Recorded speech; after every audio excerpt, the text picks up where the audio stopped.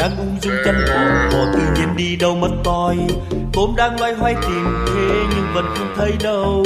Anh ơi nhanh nhanh tìm hộ tôm đi anh ơi, không cho em bố biết rồi cho tôm ăn bánh roi đó anh mình ơi. Thôi không xong rồi biết nó ở đâu, anh đi tìm cho đây hỡi tôm. Mất bao lâu rồi có ở gần đây không nữa, lông nó màu thì trưng cá ra làm sao.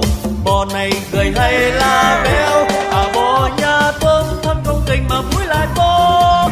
Đuôi nó rất xinh, hai cái sừng của nó rất nhọn, màu da đen sẫm lông màu vàng nhìn trông rất đẹp.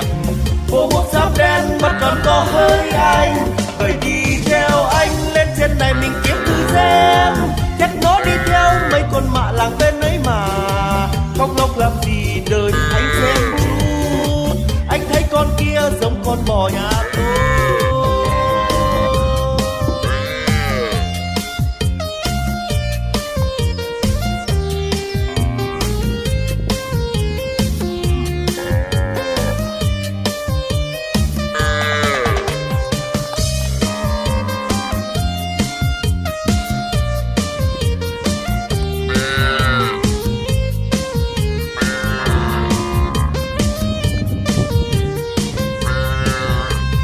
Đang ung dung chăn bò, bò tự nhiên đi đâu mất toi.